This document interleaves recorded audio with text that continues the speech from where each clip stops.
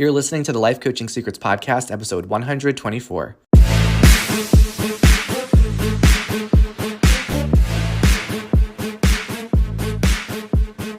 Did you know that life coaches are needed now more than ever? I'm Frank Macri, founder of Thriving Coach Academy. I've trained over 1,000 coaches and helped them launch their own successful coaching businesses. If you want to make an incredible income and impact as a coach and have a lot of fun doing it, I'll show you exactly how to get it done. This is Life Coaching Secrets. What's up, coaches? In this episode, I'm going to talk about how to stop overanalyzing and overthinking. So if you ever feel like it takes you a while to make decisions or you ruminate on ideas and thoughts that you have, this is going to be especially useful for you. I'm going to share with you what are the signs that you or your clients are overthinking, what is the impact that overthinking can have on you, the different myths that you might have around decisions and what's really true. And finally, I'm going to go over how you can make bold decisions without overthinking and also put out more of your thoughts and ideas and content online without overthinking all of that. So before I dive into this episode, a quick update. We have a lot of exciting things happening within Thriving Coach Academy. One of the exciting things coming up is our very first in-person retreat that we're having in San Diego in September. So we're all getting excited for that. We have a bunch of our coaches and graduates who are going to be flying into San Diego for that. And I am pumped to meet our coaches in person and have a really fun weekend with them. Also, we are inviting you, if you're not yet a student in Thriving Coach Academy, you as a listener can join us for a free 2-day weekend training that we call Coaching Fundamentals. You can join at no cost as a guest for the weekend.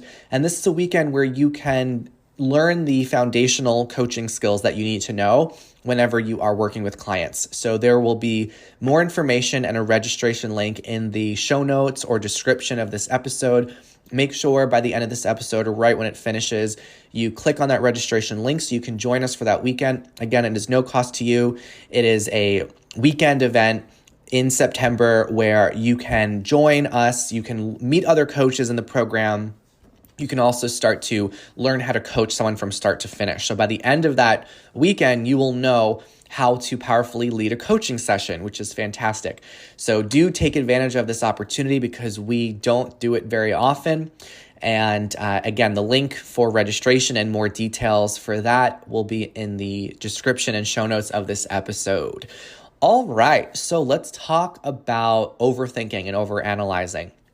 Now, sometimes when you're working with your clients, they truly have a limiting belief or a limiting thought that might be holding them back. However, other times it's really not a certain thought that's holding them back, but it's the amount of thoughts that they are having ad nauseum in their brains. Sometimes clients need support in recognizing that it's not a thought that's holding them back, it's the amount of thoughts they're having. It's all the overthinking that could be their biggest challenge. So when you help your clients recognize this tendency they might have, it may actually support them in being able to resolve many issues that they're having in their life where overthinking is at the root of the stress that they're going through. Because when you can help someone handle their overthinking or overanalyzing tendency, it allows them to make more confident decisions and eliminate a lot of unnecessary stress and anxiety. Now, think about people right now that you admire, people that you really respect, people that you see to be very successful. Maybe they're also individuals that on some level you have envy towards because you really want to have some kind of success or accomplishment or result that they have.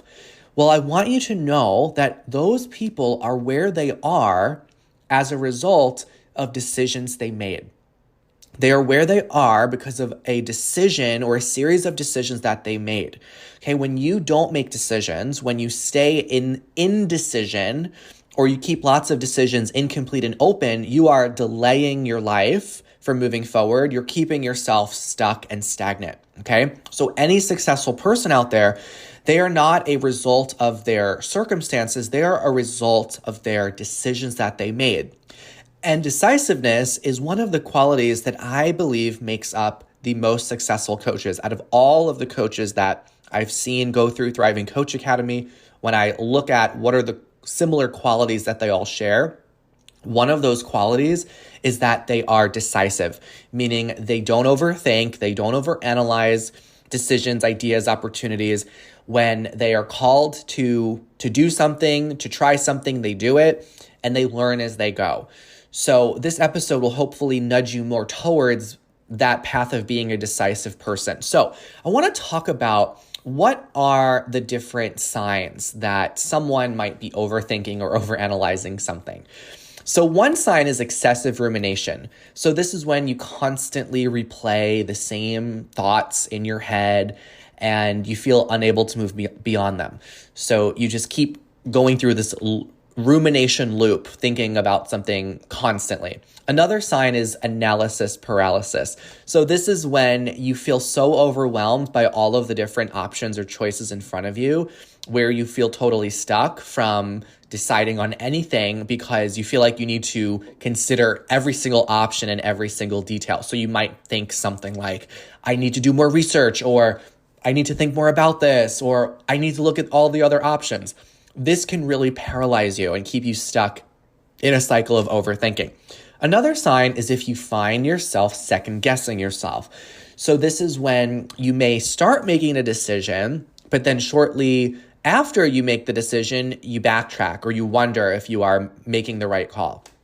Another really, really common sign is if you have a lot of unrealistic what-if scenarios. So this is when your brain starts focusing on all of the worst possible case scenarios, things that are very unlikely to happen, but part of your brain fixates on them, even though it's very unlikely they will occur, and it's not even rational to have those thoughts, but your brain is coming up with all of these imaginary what-if worst-case scenarios.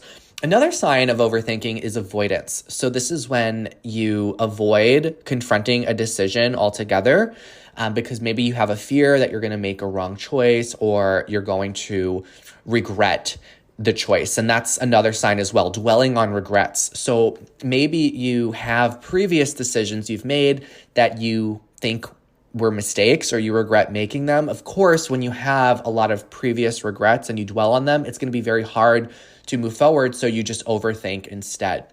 And then the final sign of overthinking is when you need excessive input from others. So this is when you are constantly asking others for their advice. What do they think? What are their opinions? And you think like you need everyone else's approval and validation in order for you to decide on something. So again, the signs of overthinking are excessive rumination, analysis paralysis, second guessing yourself, unrealistic what ifs, avoidance, dwelling on regrets, and seeking excessive input. So I want you to think about a decision right now you have in your life that is open or incomplete, meaning it's a decision that you haven't executed on or you haven't followed through on, or it's still something that you're thinking about or processing. Now, I guarantee that every single person out there, those of you listening, you have some kind of decision right now that you've just been staying on the fence with. You haven't really decided on it. And I want to talk about the impact and the cost that overthinking has on our lives, because sometimes we think that it's okay to just let decisions stay open and not make decisions, but there's such an impact when you don't make decisions in your life. So one of those impacts is that it prevents you from taking action and it causes you to move very slowly. So if you have certain goals, dreams, desires you have right now, your overanalyzing and overthinking is actually preventing you from getting there because you're not taking the action you need to take to end up having that opportunity. Okay, another cost is that it exhausts your energy. So there's an energy that you expend on incomplete decisions in your life because there's a part of your brain that's still trying to decide on them. And if you really want to use the full capacity of your brain and its power, it's important for you to close those open decisions so that way you can decide on something, follow through on it, and then reap the benefits of that decision and reap all the learning and the growth that comes from it. Another cost of overanalyzing is the opportunities that you miss out on. So when you don't make decisions, right? Sometimes I think like for all the decisions in my business that I've made over the years and in my life, right? For all of the delaying that I've done in periods where I've had this overthinking hold me back, there are other people out there that are making decisions and getting ahead and moving forward. Okay, so you miss out on opportunities when you hold off on decisions and you overthink things. And eventually, when you realize all of the opportunities that you've missed out on, that leaves you with regret, which is a terrible feeling to have, feeling this sense of regret and knowing that you missed out on something that if you just decided, if you stopped thinking so much about it, you would have been able to enjoy the opportunity that was right in front of you. And it just was a result of your inaction that you didn't be able to enjoy it. And then lastly, delayed learning. This is another cost of overthinking and overanalyzing. So if you're someone that values growth, like me, I value growth. I really like to learn as much as I can, grow as much as I can in my life. It's one of my top values. Whenever you don't make decisions, it's like you're putting a big wall between you and the next big learning opportunity in your life, right? So for example, someone might be delaying their decision to reinvest in their education or go to college or enroll in a course that might be relevant to their career goals. And maybe they are just staying in indecision about it. They're not really sure. And as a result of that, they fall behind in their field and they miss out on job opportunities or work opportunities because they've stayed in the indecision for so long. Or another example is if someone is hesitating to study abroad because they're not really sure if it's the right decision, and then in all that time that they're trying to figure out if it's right, they end up missing the application deadline and they miss out on having that amazing experience. Or another example is like if someone is spending a lot of time trying to decide on a vacation destination and they're overthinking it, well, the longer you wait, right, the more those prices of flights are going to go up and all the travel expenses go up. And then it becomes a very rushed itinerary and it ends up costing you more as a result of overthinking and overanalyzing something. Like I love to travel and I have a big travel sheet that I organize for the whole entire next year's worth of travel. And I put in that sheet the flights that have to be booked and all the hotels or accommodations that have to be booked because I want to decide on those as soon as possible. So that way I can get the best deal on that and not end up having more expense. So one thought that I've chosen to take on as I've grown my business from 0 to 1 million and beyond has been the thought, like the longer that I wait on a decision, the more that's going to cost me, right? There's more that you will end up costing yourself in the long run when you overthink something. So just imagine like for all these incomplete and open decisions you have in your life right now, for every single day that you let that decision stay open, it's like you're just throwing money out the window.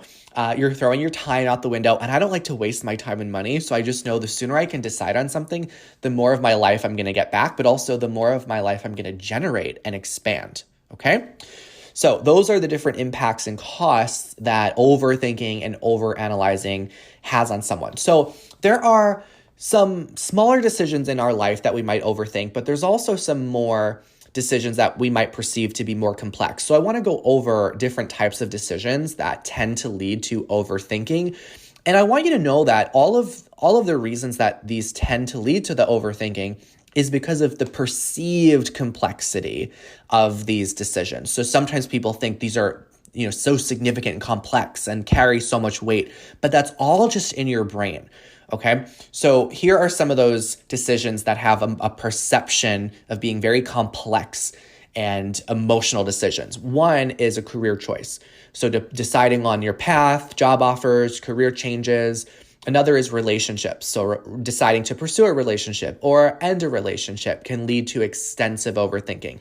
Another is any major life change. So maybe it's moving to a new city or buying a house, starting a family. This often triggers a lot of overthinking. Next is healthcare decisions like medical treatments, therapies, or all of that. Especially if it's dealing with serious health issues, someone might overthink that. Also, education and training. So deciding on an educational path or selecting a school, a program, a course, any type of further training for people may lead to a lot of overthinking. Next, and I find this really interesting in our social media world that we live in now, social media posts. This often leads to a lot of overthinking, and I'm going to talk more about this later in the episode. And a lot of that has to do with people fearing judgment from others and really seeking validation. Financial matters is another area of overthinking, deciding on investments or significant purchases like a car or a home or retirement planning. People overthink those things due to their financial implications. And then there's things like parenting. So deciding on your children's education and activities and the overall way you're going to raise your children can lead to overthinking as well. And then there's just your personal appearance, right? It might seem small, but there's this perceived complexity people have around it.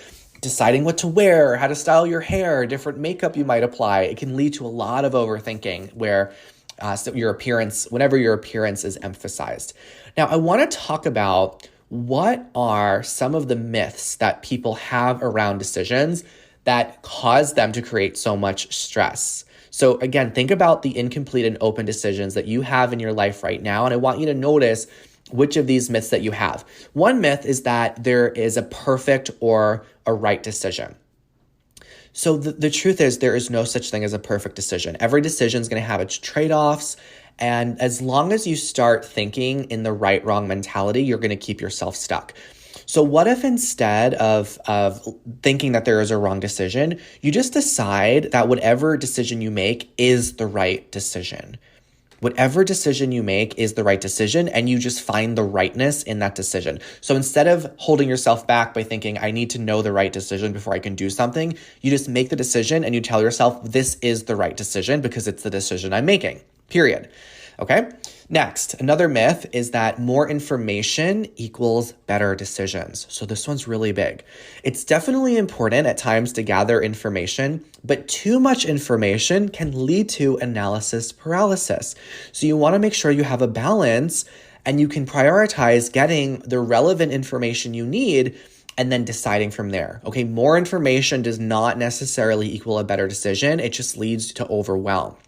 Another myth around decisions is that your gut feeling is not reliable. So you might have a gut feeling and then question it and go, wait a second, I need to think about this some more. But really your intuition and your gut has so much value. There's a lot of insight there. Your brain processes a lot of information subconsciously. And these feelings can be based on that processing, right? All of the gut feelings that you have. So what if you started trusting your gut a bit more instead of just thinking that it's unreliable? Another myth around decisions is that, this one's so big, avoiding decisions prevents mistakes. Okay, avoiding decisions prevents mistakes, right? The reality is avoiding decisions leads to missed opportunities and regrets. So if you're worried you're going to make a mistake through a decision, instead, what if you realize that by avoiding a decision, you are missing opportunities and you're going to have regrets, right? Not making a decision is itself a decision with consequences. I want to say that one more time. When you don't make a decision, that is in itself a decision, and that comes along with its own consequences, right? So right now you're deciding not to decide on something, and that is having consequences. How much longer do you want to be at the effect of those consequences?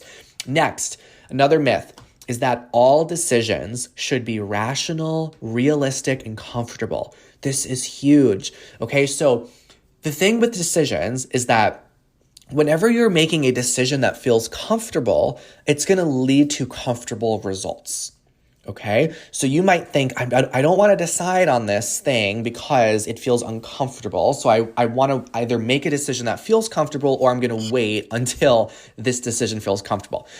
The thing is, comfortable decisions lead to comfortable results. So if you want to grow, if you want to transform, that means that the decision will likely feel uncomfortable. But that doesn't mean that it's the wrong decision because it is uncomfortable. In fact, oftentimes the most transformational decisions in our lives are the ones that are the most uncomfortable. Like I know for me, when I decided to move across the world and live in China, and I went by myself because I wanted to teach English for a few years there, I knew that this was going to transform my life, but that was such an uncomfortable decision. I was presented at the same time I was exploring that opportunity. I was presented with the opportunity to get a very comfortable 9-to-5 office job with lots of benefits and all of that. And I knew like, okay, that was the comfortable decision, but that's just going to keep my life comfortable. I want to grow. I want to have an amazing, fulfilling life. So I went ahead and took the uncomfortable decision and no regrets. I would have had so much regret if I just stayed in my comfort zone. So are you deciding, right? Are you right now avoiding a decision because it feels uncomfortable or because you think it's not, sometimes we use these words like it's not realistic or it needs to be more realistic. It needs to be more rational, right? What if it needs to be kind of wild and uncomfortable? And that's really what's going to up-level you because you're being called to something for a reason. And when you can listen to that and lean into it, that's what's going to transform your life. And then the final myth around decisions is that decisions are final and irreversible. So there are definitely decisions that are irreversible. However, most decisions can be adjusted or reversed if they're not working out as expected. So you might have a lot of pressure that you're putting on yourself with the decisions in front of you and think that you can't ever go back. For example, you might be deciding on quitting a job. Well, if you quit the job and you end up not liking whatever path you take beyond that, you can always go back and find a new job, right? There's always going to be jobs available to you. Or if you move somewhere new and you don't like the new location you move, well, you can always go back to where you were before. That's something I thought about when I was exploring the opportunity to move to China. I'm like, well, because I was living in Boston before that, I thought, well, if I don't like it, I can just come back to Boston, right? Like Boston's not going anywhere. I could always go across to China, and I could, whenever I want, decide to just buy a plane ticket and come on back. Right? If you enter a relationship, you always have the choice to end that relationship or leave that relationship. Doesn't have to be final if you don't want it to be. So many of the decisions that you make can be reversed, and that's fine. So I want to talk about now as well your relationship that you have to decision making. Because when it comes to decision making, a lot of people express limiting beliefs and negative self-talk that makes it hard to make decisions. And as a result, you start to overthink and you overanalyze things. So I want you to notice as I go through this list here, what are some of the limiting thoughts that you might say about yourself in relation to your decision making?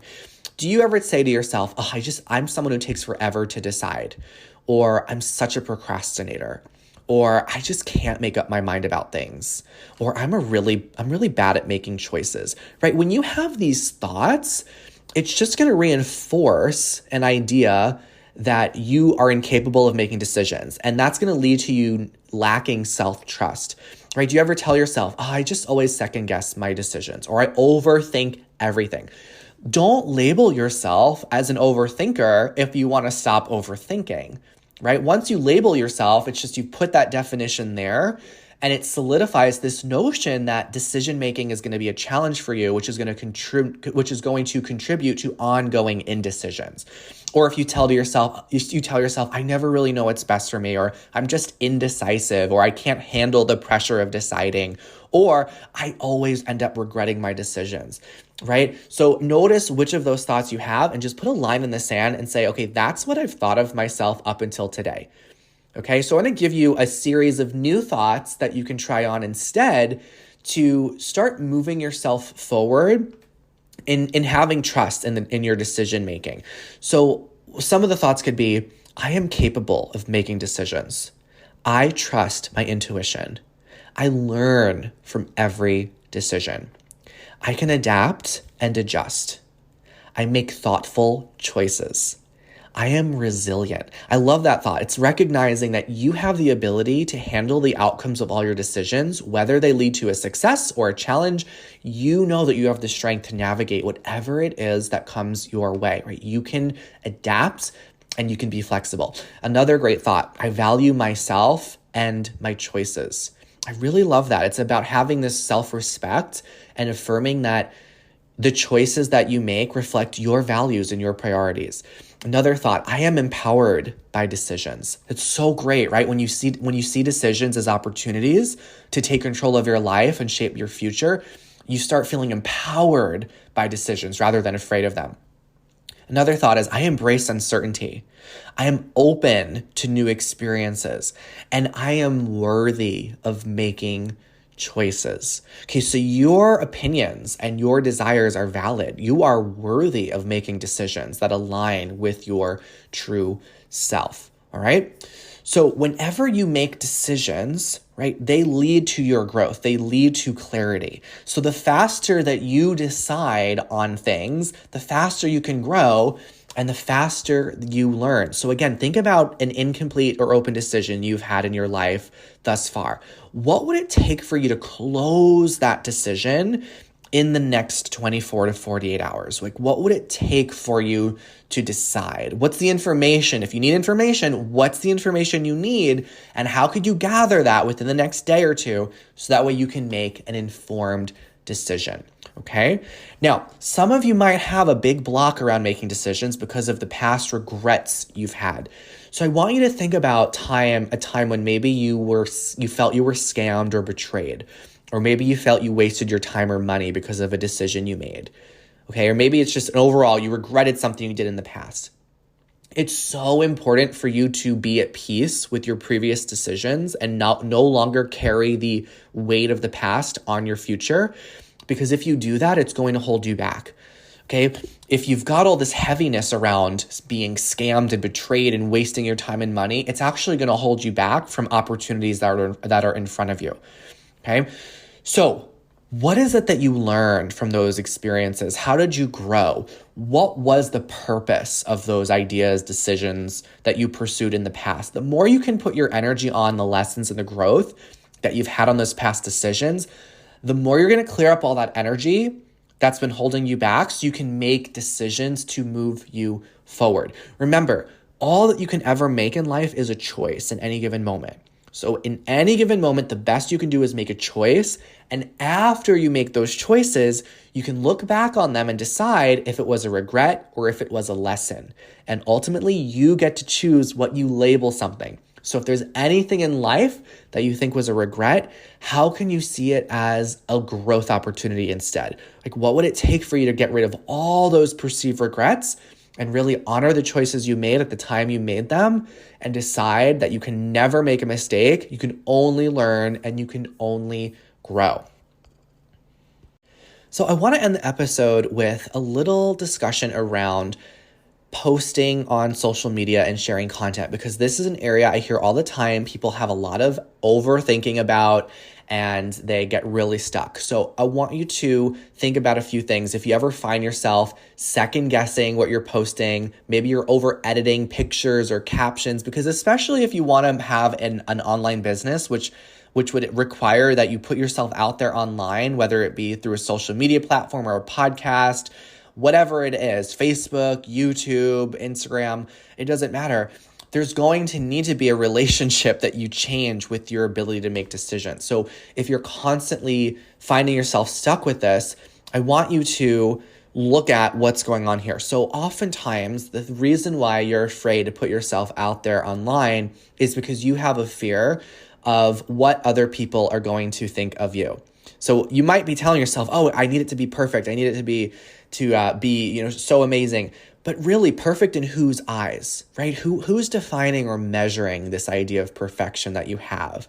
And also, why does it need to be perfect, right? What if it wasn't perfect? Then why would that be a problem? What are you trying to prove? So ultimately, all this comes down to is what other people think of you. And one of the foundational principles that I believe is that people are going to judge you no matter what. So people will judge you whether you are living a fearful, small version of your life or you are living fully expressing yourself, sharing your ideas, and confidently being the person that you were born to be. So my invitation for you, if you struggle with putting yourself out there online and you're overthinking posts that you have, is to let people judge you. Let them judge the fullest version of you. You have nothing to prove to anyone. And at the end of your life, what do you want to look back on, right? I would much rather look back on knowing that people judged the full, confident version of me than knowing that they judged a very fearful, insecure version of me that held back, because they're going to judge no matter what, right? So you might as well let people judge a version of you that you're proud of, okay? So that is what I've got in this episode on how to stop overthinking and overanalyzing. So there's a decision right now in front of you that you probably have not made. There's an incomplete or open decision that you've maybe been thinking about throughout this episode. I want you to think about closing that decision, getting it done. So if it's an opportunity in front of you, take the opportunity. If you're dating and you're interested in someone, go ask that person out. Right? If you've got something that you want to share online that you've been holding on to, go post that darn thing online.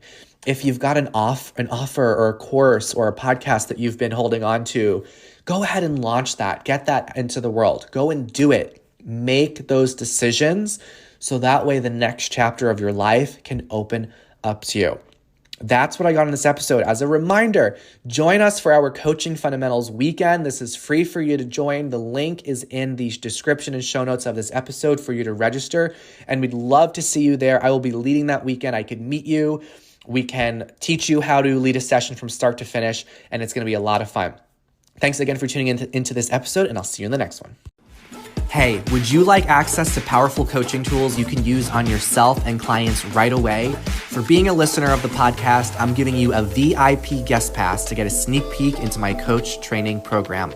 Inside, you'll learn our coaches' secret tool they use to transform their clients' lives. And you'll also get a training on how to launch a coaching business. Just head over to www.thrivingcoachacademy.com/VIP to get started. I'll see you on the inside.